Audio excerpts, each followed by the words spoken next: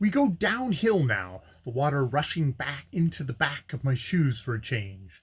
The pass the path is fringed by high sugar-cane-like grass, which hangs across it in a lackadaisical way, swishing you in the face and cutting like a knife whenever you catch its edge, and pouring continuous, insidious rills of water down one's neck. It does not matter. The whole Atlantic could not get more water on me than I have already got. Ever and again I stop and wring out some of it from my skirts, for it is weighty. One would not imagine that anything could come down in the way of water thicker than rain, but it can. When one is on top of the hills, a cold breeze comes through the mist, chilling one to the bone, and bending the heads of the palm trees, sends down from them water by the bucketful, with a slap, hitting or missing you, as the case may be. Both myself and my men are by now getting anxious for our chop, and they tell me we look them big hut soon. Soon we do look them big hut, but with the faces of undisguised horror, for the big hut consists of a few charred roof mats, etc., lying on the ground. There has been a fire in that simple savage home. Our path here is cut by one that goes east and west, and after a consultation between my men and the Bakwiri, we take the path going east down a steep slope between weedy plantations, and shortly on the left shows a steep little hillside with a low hut on top. We go up to it, and we find it is the habitation of a Basel Mission black Bible reader. He comes out and speaks English well, and I tell him I want a house for myself and my men, and he says we had better come and stay in this one. It is divided into two chambers, one in which the children who attend the mission school stay, wherein there is a fire, and one evidently the abode of the teacher. I thank the Bible reader, and say I will pay him for the house, and I and the men go in streaming, and my teeth chatter with cold as the breeze chills my saturated garment, while I give out the rations of beef, rum, blankets, and tobacco to the men. Then I clear my apartment out and attempt to get dry, operations which are interrupted by Kefala coming for tobacco or to buy firewood off the mission teacher to cook our food by. Presently my excellent little cook brings in my food, and in with it come two mission teachers, our first acquaintance, the one with a white jacket and another with a blue. They lounge about and spit in all directions, and then chiefs commence to arrive with their families complete, and they sidle into the apartment, and ostentatiously ogle the demijohn of rum. They are, as usual, a nuisance, sitting about on everything. No sooner have I taken an unclean-looking chief off the wood sofa than I observe another one has silently seated himself in the middle of my open portmanteau. Removing him and shutting it up, I see another one has settled on the men's beef and rice sack. It is now about 3 o'clock, and I am still chilled to the bone in spite of tea.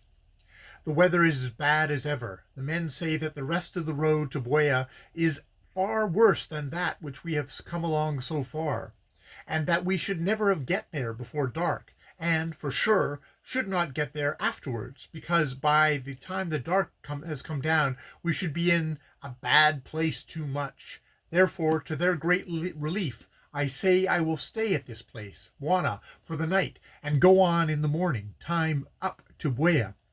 And just for the present, I think I will wrap myself in a blanket and try to get the chill out of me. So I give the chiefs a glass of rum each, plenty ahead of tobacco, and my best thanks for their kind call, and then turn them all out. I have not been lying down 5 minutes on the plank that serves for a sofa by day and a bed by night when Charles comes knocking at the door. He wants tobacco. Missionary man, no fit to let we have firewood unless we buy 'em. Give Charles a head and shut him out again, and drop off to sleep again for a quarter of an hour. Then am aroused by some enterprising seasiders pushing open the window shutters. When I look round, there is a mass of black heads sticking through the window hole. I tell them respectfully that the circus is closed for repairs, and fasten up the shutters, but sleep is impossible, so I turn out and go and see what those men of mine are after. They are comfortable enough round their fire, with their clothes suspended on strings and the smoke above them, and I envy them that fire. I then stroll round to see that there is anything to be seen, but the scenery is much like that which you would enjoy if you were inside a blanc mange. So as it is now growing dark, I return to my room and light candles and read Dr. Gunther on fishes. Room becomes full of blacks. Unless you watch the door, you do not see how it is done. You look at a corner 1 minute and it is empty, and the next time you look that way it is full of rows of white teeth and watching eyes. The two mission teachers come in and make a show of teaching a child to read the Bible. Again clearing out the rank and fashion of Buena, I prepare to try and get a sleep. Not an elaborate affair, I assure you, for I only want to wrap myself round in a blanket and lie on that plank, but the rain has got into the blankets, and horror, there's no pillow. The mission men have cleared their bed paraphernalia right out. Now you can do without a good many things, but not without a pillow, so hunt round to find something to make one with. Find the Bible in English, the Bible in German, and 2 hymn books and a candlestick. These seem all the small articles in the room. No, there is a parcel behind the books. Mission teachers' Sunday trousers. Make a delightful arrangement of books bound round with trousers, and the whole affair wrapped in one of my towels. Never saw till now advantages of Africans having trousers. Civilization has its points, after all. But it is no use trying to get any sleep until those men are quieter. The partition which separates my apartment from theirs is a bamboo and mat affair, straight at the top, so leaving under the roof a triangular space above common to both rooms. Also common to both rooms are the smoke of the fire and the conversation. Kefla is holding forth in a dogmatic way, and some of the others are snoring.